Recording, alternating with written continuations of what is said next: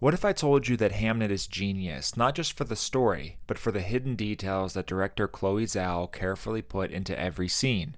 For instance, how Agnes wears red throughout the entire film, setting her apart from the black and white costumes worn by the common folk, signifying how different she is from everybody else, and how, after Hamnet's death, her costume changes to a brown one, signifying her grief and despair, before changing back to red at the climax of the film when she regains her hope once again.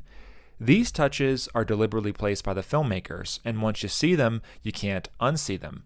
And once you notice them, you can't help but wonder, why? What are the filmmakers trying to say with these touches? Let's dive into the deeper meaning of Hamnet together. First off, Hamnet features lots of scenes set around tables, like this table in Agnes's house, which she returns to after meeting William for the first time.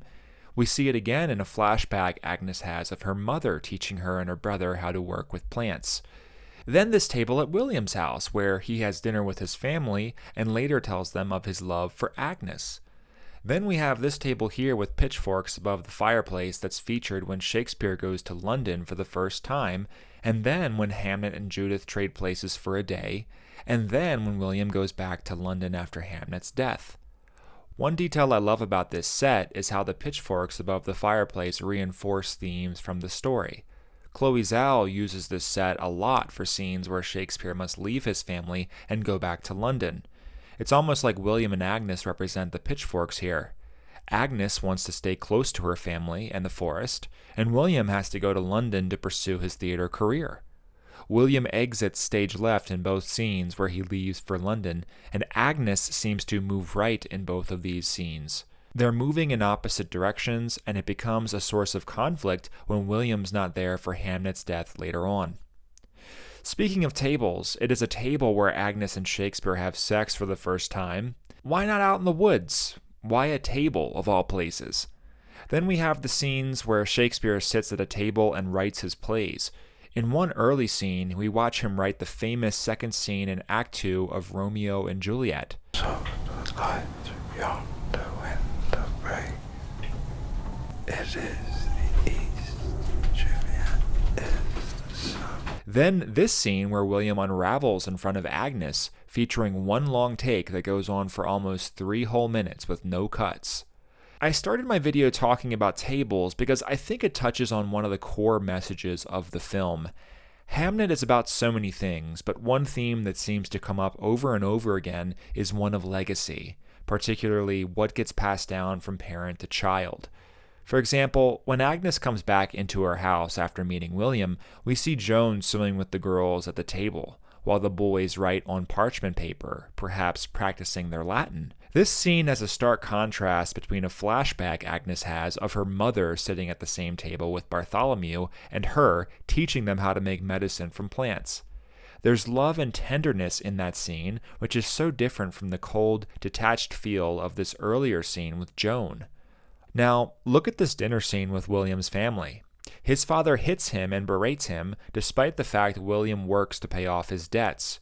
Contrast that scene with this one of William and his family sitting at the table preparing apples, possibly, for some sort of delightful pastry. There's love and playfulness and color in this scene. The contrast could not be more stark. Finally, when Hamnet and Judith trade places for the day, they come downstairs and see their grandmother polishing silver plates, cups, and candle holders at the table. She tells them to calm down and behave like gentlewomen and gentlemen. They then burst into laughter and join their mother and sister at the table in the other room to start peeling apples. Why isn't their grandmother with her daughter-in-law or granddaughter here? She's alone at the table, in darkness, polishing silverware. Meanwhile, Agnes and Susanna sit in a bright room making delicious pastries. It seems like Chloe's using tables to show what parents pass on to their children and how this shapes who they are. One tangible example of this is the connection between the scene where Agnes and William get busy and the scene with their children gathering around the table.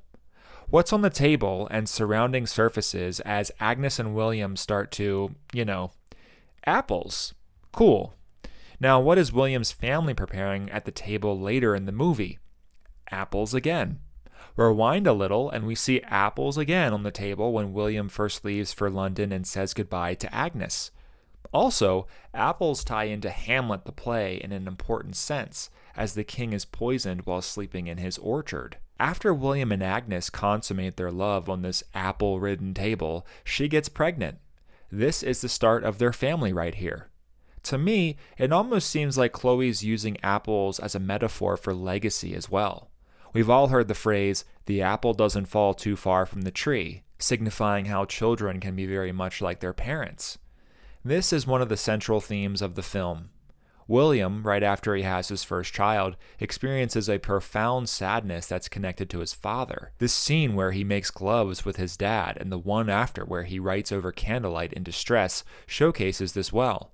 He takes some abuse from his dad in this early scene before deciding, you know what, I'm stronger and younger than this idiot and I'm going to leave because I can. The following scene where William gets drunk while writing is one of the best in the film. He talks about how he is a violent and dangerous man. He says this right after he puts his father up against a wall and tells him to never hit him again. I read this scene as he's afraid that he's just like his father, who hits him many times in the film. The wound we see on William's head at the start of the film is from his father, most likely as well. So when he has this outburst, I feel like he scares himself and questions whether he's actually a good man, questions whether he's just like his father. Chloe puts even more emphasis on this theme with all the childbirth scenes she puts in the film. One where Agnes goes into the woods to give birth to Susanna, and another very intense scene where she gives birth to twins in her new house. Agnes, in this scene, struggles with the idea that she will be just like her mother as well, who died in childbirth. She, for a moment, believes she's going to die while giving birth just like her mom. It's funny because running parallel to this theme of children trying to be different from their parents runs one of kids turning out exactly like them. We see this in William and Agnes's children. They are 100% their parents' children. We see the girls captivated at their mothers teaching them how to work with plants to create medicine, and Hamnet captivated at the idea of working at the theater with his father. They're joyful kids. We see this again with Agnes, Bartholomew, and their mother, who teaches them how to make medicine from plants as well. Agnes's mother is a beautiful soul who lives a lot differently from the people of her time. Agnes ends up becoming just like her, a forest witch, as William's mom calls her. Ironically, it seems Agnes, Bartholomew, and her mother are happier than everybody else of that time. William's parents and Agnes's mother represent two polar opposite worldviews. For example, after Agnes and Bartholomew visit William and his parents for the first time, they have this exchange. What would our mother say to us if we were afraid or uncertain? To live with our hearts open, To shut it not in the dark, but to turn it to the sun. This exchange happens right after Bartholomew expresses fear about William's upbringing, saying, It's too quiet in there. Where? The house. It's clear that William's family is not a family of love or hope. His father constantly berates him, telling him he's useless and a waste of space. His mother takes one look at Agnes and says she's a forest witch, and that I'd rather you went to sea than married this wench. We later find out that William's mother lost a few children to the plague, 2 babies and 1 7-year-old. We understand how someone like her could, to use Agnes's words, shut her heart in the dark. Hamnet takes place in a dark time. The plague is everywhere in London in the film, as seen by the carts full of body bags that William walks past in certain scenes. You can understand why people living amongst so much death could feel such despair. Remember, it's only when William meets Agnes that his life starts to change. Why is he attracted to her? I think it's because she's so different from everybody else. Let's talk about costume design throughout the film. If you didn't already notice, Agnes wears a red dress in basically every scene. After Hamnet dies, though, she wears a brown dress for about 15 minutes of the film until she follows William to London to see his play. I think Agnes's red dress ties into what she says about turning your heart to the sun in moments of fear or uncertainty. It's my strong feeling that Agnes's red costume design is meant to represent her as the sun itself. When William tells Agnes he wants to marry her, he walks around her in a circle multiple times, touching her shoulder as he walks past. The first thing that came to mind watching this is how this choreography makes it seem like Agnes is the sun that William orbits around. William's seen writing Romeo and Juliet while falling in love with Agnes, and in that famous play, Romeo calls Juliet the sun and tells her to arise and kill the envious moon. The famous phrase from Hamnet is that we must turn our hearts towards the sun, right? Well, right before William and Agnes get married, she tells him, Look at me. which he does, turning around to do so. At the end of the film, during the play, as William walks toward the side of the stage, she tells him to Look at me. So he literally turns to look at her, the sun of his life, which directly ties into this famous phrase we hear in the movie. Let's compare Agnes's costume design with William's parents and family. His family doesn't wear any color at all, opting instead for black and white clothing. The village they live in is pretty colorless as well, which contrasts sharply with the bright colors of the forest and gardens around Agnes's family home. It feels like we're comparing something that's alive with Agnes and her family with something that's dead with William's family. One last thing about costumes. William wears this jacket here that has all these perforations in it, almost like someone's poked holes in his jacket with a sword. We see him practicing the sword a lot with his son Hamnet, and we see a big sword fight later in the play that's very important. I got the sense that it might signify how much people have cut William in his life, poking him full of holes, trying to bring him down. William is a wounded man in the film. He literally has a wound on his forehead when we first see him teaching the boys Latin. It's a wound that Agnes helps him mend with herbal medicine. I believe this is a metaphor for what Agnes does to William in general. She mends him, changing his life. Hamnet may be about legacy, yes, but it's also about change and how art and love can catalyze change in people. It's also about radical hope in a dark, dark world, and how being hopeful can be a rebellious act in and of itself. It's interesting because just like Agnes saves William, he saves her in her moment of deepest despair at the climax of the film. Throughout the movie, Chloé plays around with imagery of darkness and abyss. In the first few shots of the film, Agnes sleeps next to a dark hole in the ground in the forest. After Susanna is born, there's a scene where William swims in the nearby river, and in one shot, he sinks down into the dark abyss below. In another scene, when William visits Agnes in the woods, he stops right in front of this big dark hole in the ground while talking to her, a piece of scene choreography and camera framing that I don't think was unintentional. Not to mention what Agnes tells William she sees when she touches his hand. I saw landscape, tunnels and oceans. This deep, dark, black void. Many scenes in Hamnet are very dark as well, like when William sits down to write his plays, or after Hamnet's death as the family has dinner around the table, or when William speaks with Agnes here in their room, or when William ponders suicide and stands over the dark ocean below him, reciting the famous "to be or not to be" speech.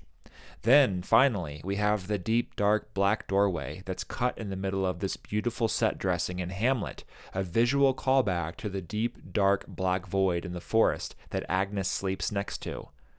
Earlier in the movie, Agnes, I think, falls in love with William after he tells her the story of Orpheus and Eurydice. There are many callbacks to this story throughout Hamnet. In the story, Orpheus loses his wife Eurydice to a snake bite on their wedding day and journeys to the underworld to save her and bring her back to the surface. Hades allows it on the condition that she must follow behind him and he must not look back, or else she'll be trapped in the underworld forever. At the end of the film, much like Eurydice, Agnes follows William to London for the first time. When she sees him on stage and he turns to walk to the back, she tells him to look at me, and he does, which I think is a callback to Orpheus turning around to look at his wife while journeying to the surface. So, what saves Agnes in the end? I believe the same things many others have expressed about the ending.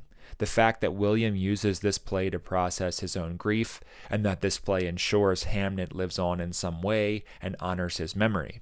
She appreciates that, but I also think that somehow she remembers what her mother told her to do when she feels afraid or uncertain. To live with our hearts open, to shut it not in the dark, but to turn it to the sun.